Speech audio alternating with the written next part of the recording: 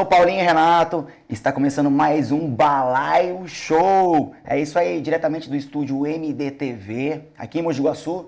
É um podcast com entrevista e entretenimento, tudo sobre o mundo da música e de vários segmentos. A gente chama amigos diversos aqui da cidade de Mogi Guaçu e da região, hein? Para fazer entrevista com a gente, bater um papo legal. E hoje, galera, vocês não sabem quem tá aqui comigo. O cara, vou falar as características do cara aqui, ó. O cara é professor de educação física, mestre de capoeira, lutador, tá? Lutador de boxe. Ele vai falar se é profissional ou não.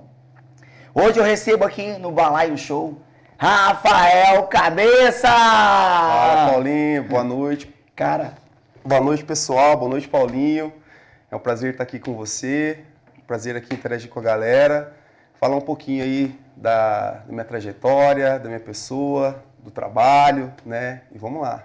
Beleza, maravilha. O Rafael, eu e o Rafael, a gente tem uma amizade, eu acho que mais de 30 anos. E eu lembro que lá na época da escola, você já lutava capoeira. Já. Nossa, né? Quando a gente estudou, quando a gente se conheceu na Maria Júlia, né? 30 anos, mais ou menos isso aí mesmo.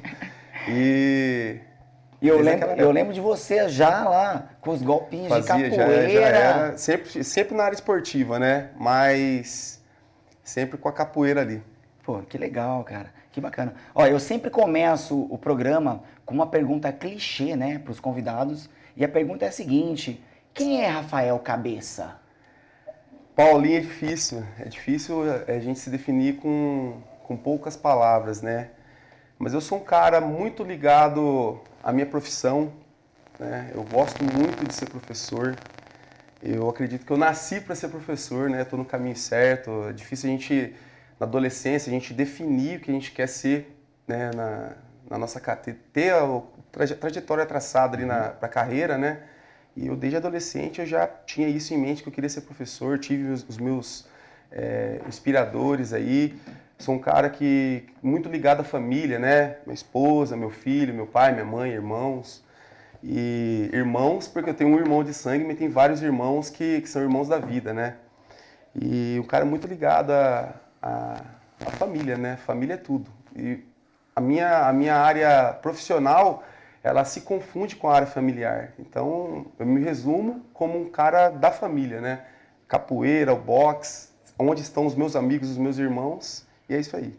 Cara, que legal. E eu conheço a família, seu pai, sua mãe, o seu irmão Rodolfo, né? Rodolfo. E faz tempo que eu não vejo o Rodolfo. E ele, pra que área ele Meu foi, irmão cara? também, a vida inteira atleta, né? Meu irmão sempre foi atleta, mas quando foi definir a parte profissional, ele teve que se afastar um pouco.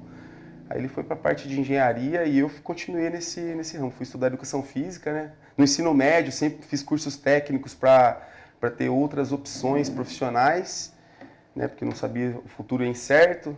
E eu acho que o que falta bastante na juventude hoje é traçar o futuro, né? Então, eu acredito que eu fui bem firme nas minhas decisões e foram corretas. Tá certo.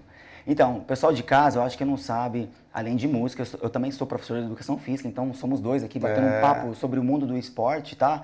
E é o seguinte, eu dou aula numa escola aqui em Mogi Guaçu, e queria dar um salve para os meus alunos do Nelson Girardi, aí todos os meus alunos, um beijo grande do professor Paulinho.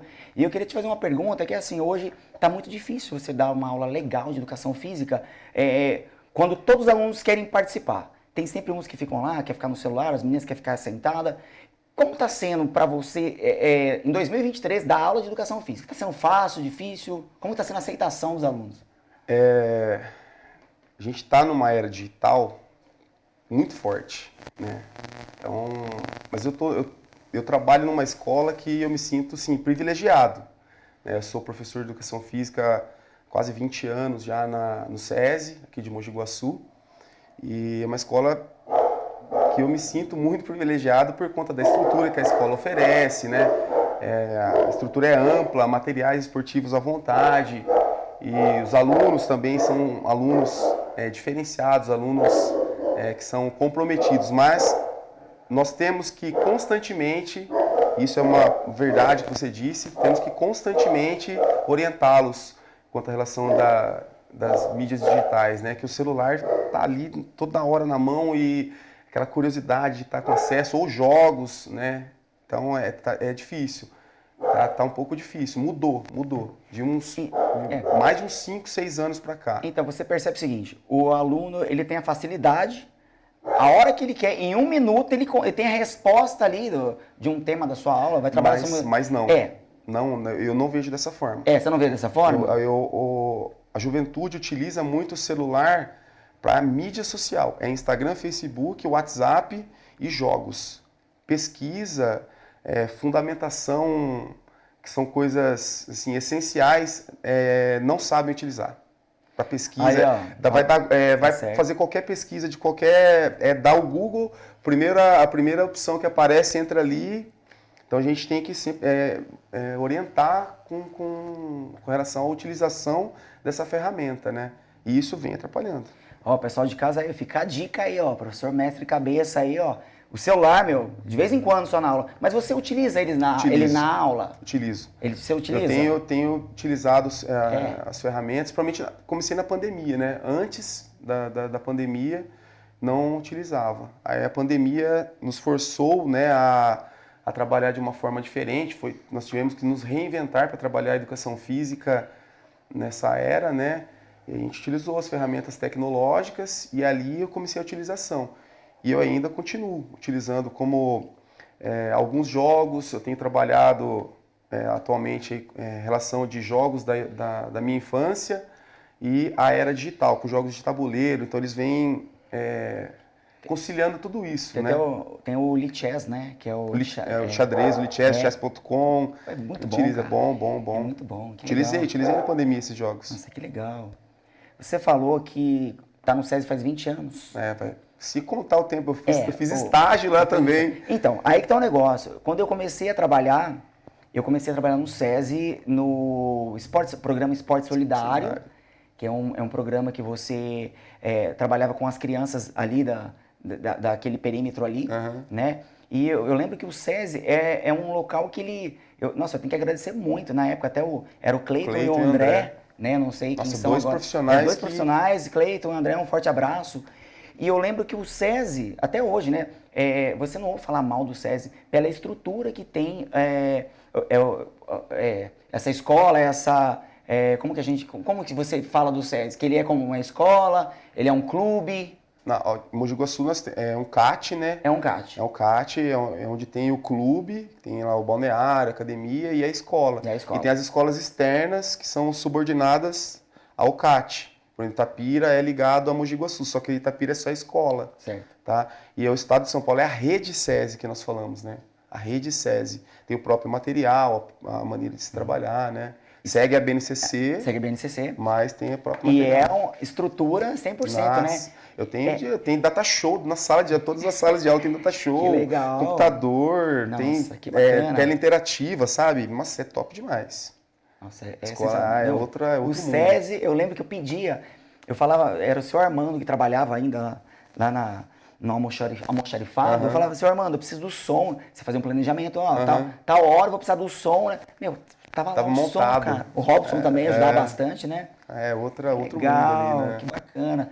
Então, quando eu comecei a minha carreira, quer dizer, a minha inspiração na educação física, eu acho que você já deve saber, um abraço, Simão. O Simão, cara, é o rei do atletismo. O pai do atletismo. É o cara que eu acho que não tem ninguém que manja mais do atletismo do que o Simão. E eu aprendi muito com ele. Eu lembro, eu estava no 6º ano, 7º ano, eu vi a maneira dele ensinar. E eu adorei, falei, não, eu quero ser professor de educação física, então, graças ao Simão, assim, que ele foi a minha inspiração, né? Mas eu falo pra ele, já falei pro Simão Eu falei várias vezes também, cara. Simão, ele foi minha inspiração. Desde aquela época do Maria Júlia, eu já praticava capoeira, mas eu fui atleta dele, né? Eu competi muitos anos atletismo com ele. Certo. Fazia diversas provas, mas eu era pesista. Eu tenho mais de, 80 medalhas de arremesso de peso. Eu fui atleta dele. Que legal. E eu ia pro atletismo, né? É por isso que a gente fala, eu acho que você também deve falar na escola para os alunos, cada aluno tem as suas características.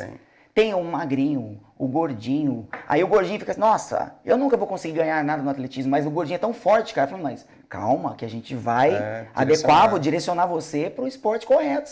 Você não vai conseguir correr mesmo. E nem o magrinho também, o fraquinho, vai conseguir arremessar um peso, né? A educação física escolar, né, que é o que eu trabalho, você também, ela não tem esse objetivo de formar atletas, né? Tem o objetivo de trabalhar as pessoas. Trabalhar 5 áreas, né? No tempo escolar dele, tem que passar por 5 áreas básicas, que eu posso até falar, mas não tem o objetivo de formar como atleta, mas sim como pessoas. E a educação física é uma disciplina totalmente inclusiva, para todos, como o Paulinho disse, todos, independente do biótipo da pessoa, das características físicas, todos praticam, todos podem praticar e devem praticar. Tá certo. Lá na escola é o seguinte, lá é estilo Cobra Kai, velho. Você não fez, meu, é sem compaixão, aí vou pagar o meio sugado aí agora, aí, flexão de braço. Não, eu tô brincando, eu pego leve com a molecada da escola. Eu faço de uma maneira de brincadeira, né? Mas assim, pra dar um entendimento que você tem que, na hora de uma competição, você não pode fazer corpo mole. É isso que eu falo pra eles, é só pra eles entenderem isso. Não pode, sabe, meu, vai pra cima, vamos lutar dentro da quadra, meu, são guerreiros lá. É claro, saiu da quadra, beijinhos e abraços, tá? É isso aí, né? Ó, eu queria mostrar uma coisa pra você que eu separei aqui. Como eu falei do Simão, que o Simão foi uma inspiração pra mim, eu vou te mostrar uma foto e eu gostaria que você falasse dessa foto, o que você acha, tal, o que representa essa pessoa pra você. Primeiro eu vou mostrar pra câmera aqui, ó. Vamos ver. Eu acho que eu vou chegar pertinho ali, ó. Vamos chegar pertinho da câmera aqui, ó. Aqui a gente pode tudo. Ronaldo, dá licença aí, ó. Ó, vamos deixar aqui, opa, ó. Olha só que foto bonita que eu separei. Quem é essa pessoa dessa foto, cara? Isso aí é meu mestre de capoeira, mestre Jonito Baiano. É mesmo? É. Tá, e o que você pode falar dele, cara? Quero te ouvir agora. O que ele representa pra você? Ah, bastante coisa, né? Eu iniciei a capoeira com ele, né? Não tive outro mestre. Às vezes as pessoas iniciam com o mestre, acontece uma não identificação com a pessoa, mas eu iniciei e sou aluno dele. Eu me formei mestre de capoeira, mas não deixo de ser aluno, né? A gente sempre aprende. E, nossa, muitas vivências. É difícil de explicar aqui em poucas palavras, né? Mas ele chegou aqui em Mogi Guaçu no final da década de 80, início ali dos anos 90, e trouxe a capoeira de forma metodizada para cá. Tinha alguns capoeiristas que praticavam capoeira de forma espontânea na rua, né? Mas ele trouxe a capoeira de forma metodizada para cá, onde abriu a primeira academia, formou alguns capoeiristas, né?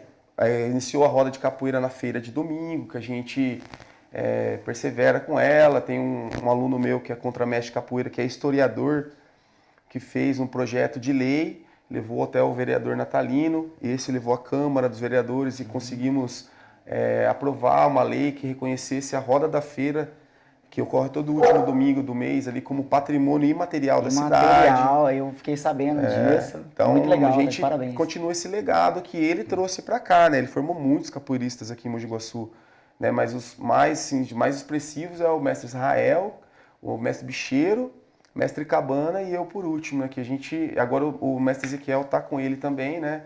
No grupo de Itaparica, ele veio depois, né? Ele passou por com outros professores e está com o mestre Jonito hoje.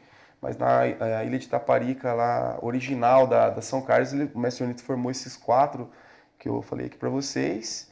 E estamos aí, continuando a saga aí da capoeira para não deixar ela morrer, né?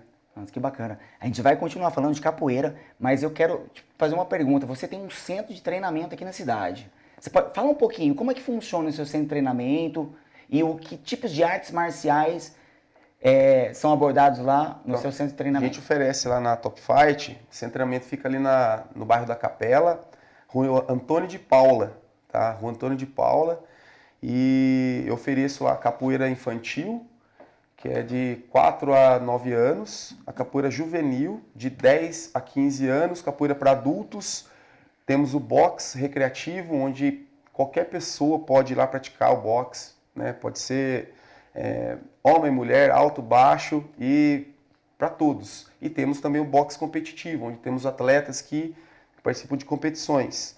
E iniciou-se aí recentemente uma turma de jiu-jitsu, também com o sensei Yuji, né, Yuji Matsumori. E eu também ofereço aulas de personal fight, mais voltadas ao boxe, né? A gente tem essas modalidades aí. Não, que bacana, que bacana. Atenção você, lojista, comerciante, vendedor de qualquer segmento, coloque sua marca aqui na MDTV, sendo nosso patrocinador, tá? É só entrar em contato com o nosso telefone aqui, ó, 9776-0207. Fale com a nossa equipe e seja o nosso parceiro. Valeu, galera. É isso aí. Voltando aqui com o Rafael Cabeça, o mestre de capoeira, aqui de Mogi Guaçu e da região. Cara, eu já vi alguns eventos que você fez e eu posso falar para todo mundo aqui. Cara, são os eventos, os melhores eventos que eu já vi. Horário pontual. Não tem nem tolerância. É a hora, começar, marcou e vamos começar, tá? Eu lembro que eu levava meu filho para fazer aula com você lá e é uma didática muito legal. Eu não conheço outra pessoa que faz o trabalho que você faz. Tá de parabéns, viu? Parabéns. Muito obrigado, muito obrigado. E são anos, né, de caminhada. E sobre os eventos que o Paulinho citou, eu procuro seguir bem a risca por conta de exemplo, né? O filho do Paulinho já foi meu aluno de capoeira, ele sabe, eu cobro muito, as crianças têm regras para se seguir fora da capoeira, para ser capoeirista ali eles têm que seguir algumas regras e quando eu vou fazer evento, se eu não cumprir o que eu ofereci ali no momento de marcar a data, de convidar as pessoas, eu não estou seguindo o que eu prego a eles, né? Então o evento é 1h da tarde, é 5:45, tá tudo pronto para começar e 1h da tarde está iniciando o evento. E tem que seguir, né, dessa forma. Sabe, eu lembro quando você comentava sobre a motivação na escola. É assim, tipo, tem que estudar, não pode brigar, aquela história de se brigar na escola, vai estar fora da academia, e tem os mandamentos também. Tem as 5 regrinhas. Nossa, que legal. Aí o Miguel chegava em casa, nossa, pai, eu tenho que ir bem na prova lá, porque senão a academia, o mestre de cabeça... Não pega a graduação. E ficou interligado aquilo que você falava, sabe? E a maneira dele agir na escola. Eu achava um barato, estudava tudo, com medo também de... Sim, a capoeira é uma ferramenta social, né? É uma ferramenta que a gente deve usá-la para a formação das pessoas. Então, eu acredito que quando o pai procura a capoeira, o filho se interessa em praticar a modalidade, lógico, ele quer o desenvolvimento motor do filho, ele quer um desenvolvimento cognitivo, mas o desenvolvimento social, o afetivo social não pode ficar de lado, né? Então, esses 3 tipos de desenvolvimento têm que ser trabalhados ali, motor, cognitivo e afetivo social. Então, ela é uma ferramenta excelente para isso. Então, as crianças, para praticar capoeira, têm que seguir algumas regras. A primeira delas é respeitar os pais, está acima de todas as regras, né?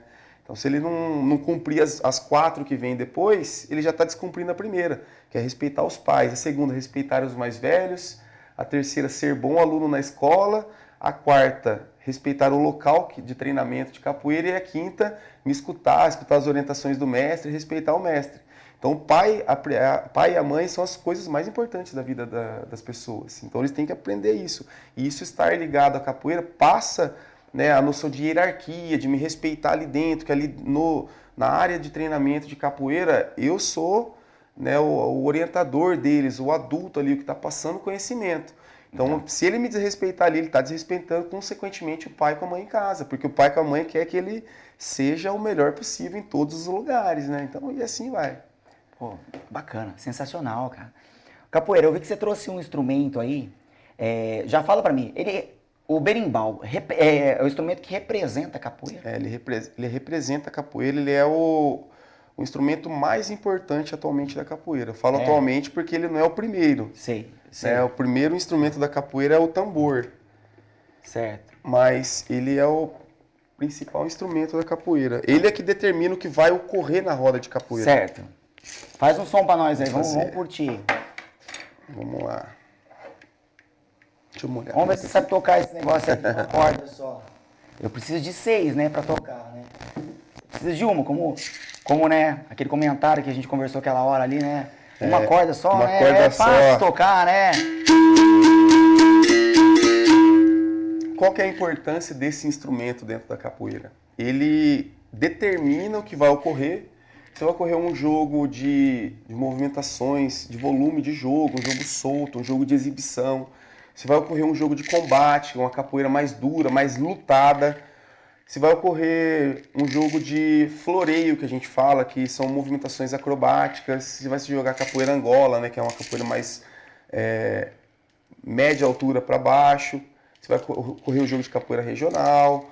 Então ele determina o que vai ocorrer. E também ele conta o que está ocorrendo na roda de capoeira ou fala da história da capoeira, ou história de mestres, ou história de fatos ocorridos em relação à capoeira. Ele determina o que vai acontecer e tem coisas para se cantar de momentos específicos, em momentos específicos. Ô, Capoeira, eu queria falar pro pessoal de casa que tá assistindo, tá vendo você com o berimbau. Às vezes o berimbau tá mexendo, assim, não tá nem aparecendo. Agora é só a cabaça do berimbau. É por conta aí do nosso... O chroma key. Do chroma key aqui, né? Berimbau é verde, né? Fundo verde. É isso aí. Então vou cantar uma música, Beleza. uma levada aqui, e vou falar as palavras que eu estou cantando, explicar o que significa, tá?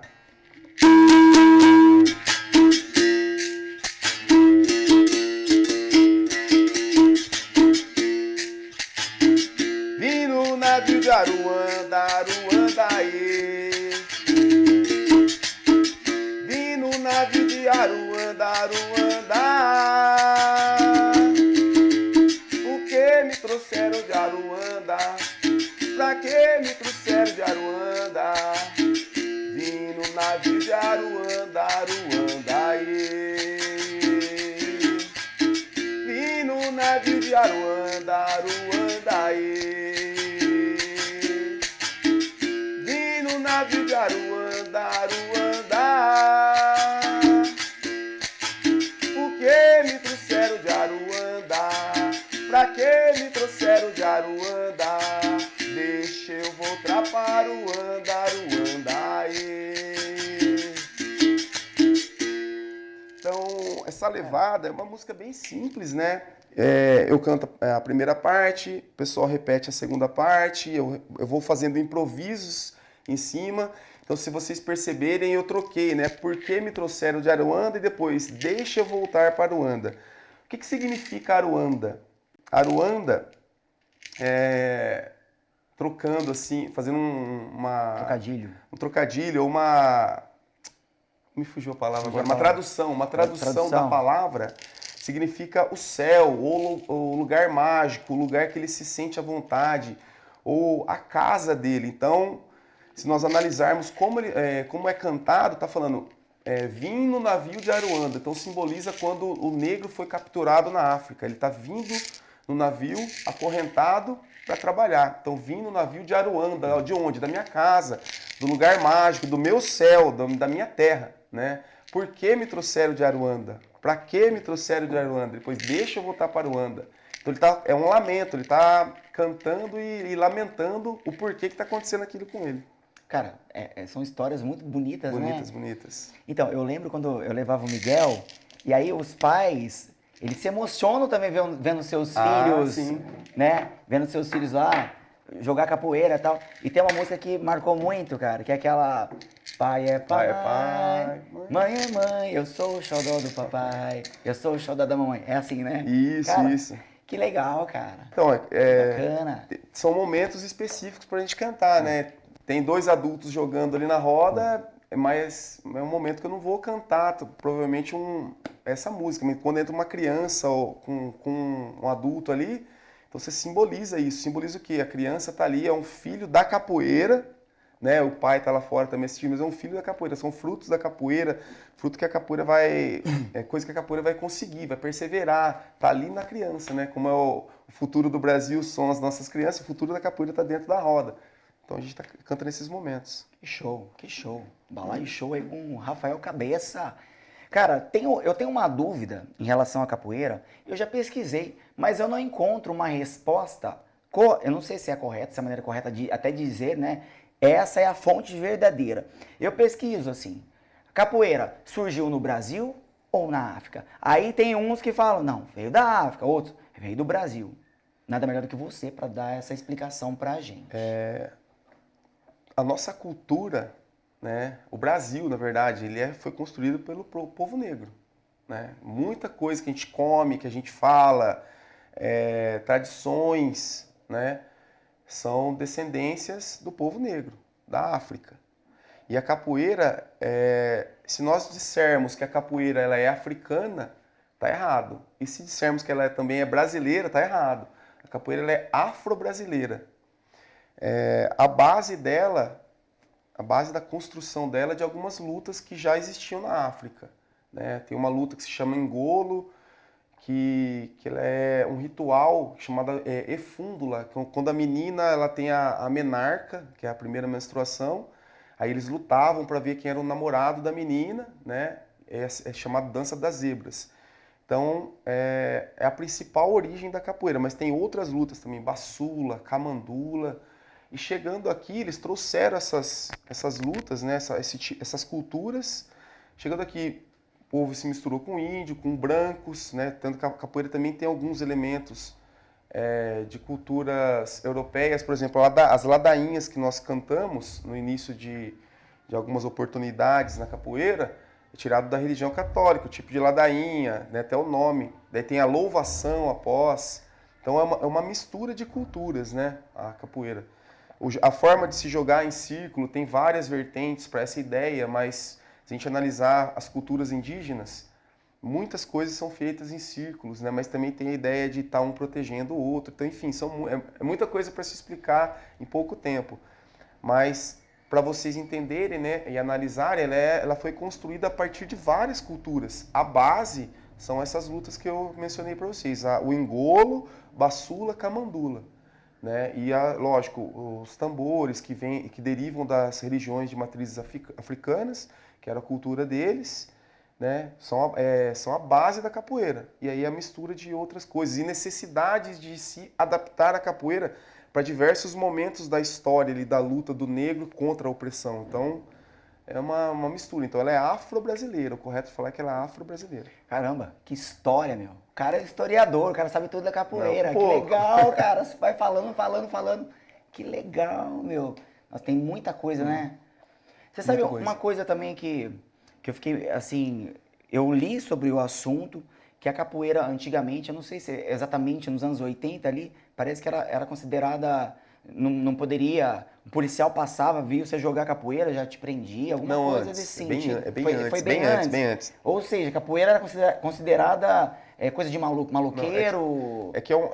É um processo histórico muito grande, né? Depois que houve a abolição da escravatura, que a princesa Isabel assinou em 3 de maio de 88, mas ela não é boazinha assim como dizem os livros, né? Olha lá que você vai mudar toda uma história, hein? Mas é uma coisa muito complicada para se falar em pouco tempo, mas ela não é assim, a história não é bem assim, tá? Após a abolição, os negros não tiveram oportunidades, né, de trabalho, ocorreu a primeira imigração italiana e os trabalhos tidos como melhores foram oportunizados para eles, né, para os brancos. O trabalho que ficou para os negros foram os trabalhos braçais e muitos sem trabalho, surgiram as primeiras favelas. E aí também vem um preconceito, uma discriminação com a capoeira junto com o preconceito racial, né, com os negros. E a capoeira foi proibida, foi colocada em código penal. Então, quem era pego praticando capoeira ia preso. Nossa, tá? E se fosse tido como um chefe, um mestre de capoeira ali, tinha pena em dobro. Então, ela foi proibida, né? Então, ela foi passada no terreiro das casas, mais com família, né? Pai para filho, vô para neto, né? Ou um colega ali praticado no quintal das casas. E nas ruas de forma escondida. Tem até alguns toques de berimbau, chama toque de cavalaria, que era para avisar a chegada da polícia. Então era tocado no berimbau, ficava pessoas vigiando, então percebia, tocava o cavalaria para todo mundo se dispersar. Caramba, velho. E aí Mestre Bimba, aí eu tô dando um salto na história, gente, contando de forma bem resumida. Mestre Bimba fez uma apresentação pro Getúlio Vargas, que era o atual presidente da época, que estava uma política de levar o esporte do Brasil como uma imagem para o exterior, tá? Então, no entanto, isso é um pouco antes da Copa de 70, mas vocês vão recordar, né, que tem até algumas músicas, né, que eram cantadas, que foram marcadas, né, 90 milhões, hein? Essas músicas foram criadas para mostrar uma imagem do esporte brasileiro lá fora. E a capoeira foi aceita pelo Getúlio Vargas, apresentada pelo mestre Bimba, reconhecendo ela como um patrimônio, né, nacional. Então ela foi colocada como esporte nacional, depois que o mestre Bimba apresentou para o Getúlio Vargas, que era o presidente da época. Aí ela foi tirada do Código Penal. Aí sim foi reconhecida, né? Meu, É assim, eu loucura, expliquei velho. de uma forma bem Tá, que loucura. resumida. E aquela história, o pessoal conta que eles ficavam, os capoeiristas ficavam, tipo, entre aspas, dançando para tentar disfarçar pros senhores lá, é tipo um disfarce, aí eles aproveitavam, davam um golpe no cara e saía, fugia. A capoeira, a base dela, o início da capoeira é a luta, né? É o objetivo da criação da capoeira foi esse. Golpes efetivos Efetivos, que, certeiros, que né? era para derrubar ou para matar mesmo, para eles conseguirem fugir ou se defender, né? Fugir para a mata, onde surgiram os primeiros quilombos. Mas aí começaram a aparecer capatazes mortos, né? Nossa. E aí começaram a vigiar Mas se os fugir pra negros. mata, eles iam ficar perdidos na mata com fome e aí? É, Ficar na mata lá? não, foram para a mata e onde surgiam os quilombos, né? Eles começaram a se rebanhar ali e construir as suas casas como era na África, o mais próximo possível da realidade dos seus antepassados. E com essa fuga, os capitães do mato, os capatazes, apareciam lá machucados ou mortos, sem feridos por faca ou outro tipo de arma. Então, era o corpo, né, que os negros estavam utilizando. E aí, através de vigias, descobriram que eles estavam fazendo isso. E aí colocaram a ginga para disfarçar a luta em dança. Então, ali foi uma necessidade de se adaptar a esses movimentos. Então, a capoeira ela é uma luta dançada, né? Por isso que tem um instrumento, tinha o atabaque na época, né, que era o atabaque. E a música era utilizada de diversas formas na época, para avisar coisas, contar, porque tinha as negras que trabalhavam na casa grande das fazendas, elas escutavam conversas, elas passavam, e aí um cantava para o outro através de apresentações nas festas. E é uma história muito longa, mas essa mistura de dança com luta é para disfarçar a luta aos olhos dos senhores, né? Para não ver que eles estavam treinando aquilo. Pô, show, hein? Historiador, Rafael Cabeça aqui. Tá, o Gui também é Então, bom, né? não, O Gui é... Contramestre Guilherme, nosso grupo ele tem alguns líderes ali junto comigo, né? Contramestre Guilherme, Contramestre Robson, Contramestre Augusto, professor Jefinho, que você conhece também, vai se Jefinho. formar o ano que vem. Quando o nosso grupo completar 25 anos, ele vai se formar contramestre. Aliás, falando no Jefinho, forte abraço. O Jefinho, ano passado, ele foi na nossa escola, no Nelson Girardi, e falou tão bonito sobre a capoeira, sabe? Chamou a molecada pra fazer ali, para fazer demonstrações. Jefinho, ó, muito obrigado. Esse ano você tá de volta lá, hein? Vou te convidar, tá bom? Tem professor alemão, tem vários formados cotonete, tem pipoca. Esses caras, eles são líderes junto comigo. O Jefinho, uma história bacana dele é que eu o conheci num projeto, né, que eu tinha na escola ali no Fantinato. E aí eu vi um talento no menino, levei ele para academia, ofereci bolsa, ele não tinha condições. Depois que ele chegou numa certa graduação, que ele podia já começar a ministrar aula com supervisão minha, ele foi no mesmo local, no mesmo bairro ali, como devolver o que ele aprendeu, né, para a galera dali do bairro. Ele persiste o trabalho até hoje. Tem lá na Academia da Saúde, ali no Fantinato, ele está com o trabalho dele firme até hoje lá. O Jefinho, eu dei aula pro Jefinho, se eu não me engano, no Terezinha Villani. Isso, lá mesmo. O Jefinho era um capeta. Não, o moleque era... E eu lembro exatamente, quando eu dei aula na escola, ele junto com outros lá, são aquelas brincadeiras de adolescente. Eles gritavam assim, ó, rebelião! E o Jefinho lá comigo, rebelião! Tipo, vamos fazer rebelião. E olha só como que o esporte faz uma transformação no adolescente, cara. Transformação. Ele Né? Ele fala e até se emociona. Quando ele se formou, né, na capoeira, pegou a graduação de formado, ele contou toda essa história lá pro público que estava presente, né? Falou tudo o que ocorreu com ele, a gente se emocionou. E ele fala que a capoeira salvou a vida dele, né? Ele estava num lugar de risco, amizades ali que eram complicadas, e a capoeira transformou. A capoeira transforma, a capoeira ajuda. Legal. Vamos falar um pouquinho da sua academia. A criança que quer aprender a capoeira ali, o pai levar, a partir de que idade, assim? 4 anos. 4 anos? Tem 2 turmas para crianças, né? Uma turma para crianças, que é de 4 a 9, e uma para jovens, pré-adolescentes, ali de 10 a 15 anos. E o que a criança... pessoal, eu já sei, mas o pessoal de casa vai saber agora. como é a forma de trabalhar com as crianças na capoeira? É a mesma coisa que você trabalha com adulto? Como é que funciona? Não, é totalmente diferente. É outra aula, né? Outro tipo de aula. As aulas para crianças são de forma lúdica, né? Principalmente essa turma de 4 a 9 anos ali. Eu trabalho muito a ludicidade. Lateralidade, noção espacial, o reconhecimento ali do seu colega como um companheiro, um parceiro de equipe. Ele precisa do outro para conseguir sua evolução e aprender. Então é mais voltado a essa interação socioafetiva mesmo, né? Aprender a capoeira é uma consequência. A gente trabalha mais relações humanas ali. Legal. E você acha que as redes sociais, por exemplo, pode ser um bom caminho para uma aprendizagem? Ou o adolescente, uma criança, ela tem que procurar um profissional? Para tudo. Acho que não somente para capoeira. E se lá na rede social, no YouTube, por exemplo, o cara tá explicando, mestre Zezinho vai capoeira explicar sem mestre. Não, assim, as redes sociais elas são uma ferramenta para divulgação da arte ou de qualquer segmento, né? O cara vai aprender música, vai aprender qualquer coisa, né? Arte marcial, futebol, o que for. Ele precisa de um orientador, né? Ter o tete a tete ali, o físico, que é o lado que a gente tinha falado lá no começo, né, da nossa conversa aqui. Não deixar as redes sociais ou as mídias ultrapassarem a relação humana, né? Já foi dito isso, se eu não me engano foi por Einstein, que o dia que a interação humana foi ultrapassada pelas relações digitais, né, ela estiver à frente, a gente vai ter uma geração de idiotas. Einstein disse, eu acho que foi Einstein que disse isso.